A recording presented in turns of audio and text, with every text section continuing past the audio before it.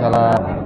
Alhamdulillah, setelah kami tadi rapat guru MDTA TPQ saya Kecamatan Manado Kejang, ya kebetulan ketua saya Manado Kejang juga sekaligus sebagai pengurus Wirid Baitur Rahim Desa Siap Jaya, dan hasil dari infak dari jemaah perwiritan Masjid Baitur Rahim itu mereka serahkan ke Basnas Kabupaten Pelalawan.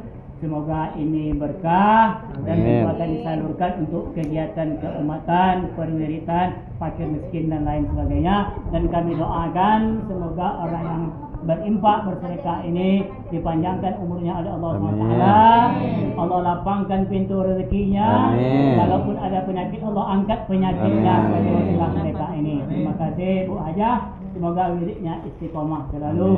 Amin ya rabbal alamin. Demikian, wassalamualaikum warahmatullahi wabarakatuh. Waalaikumsalam warahmatullahi wabarakatuh. Demikian ini ya, ini po. Malam kita buat.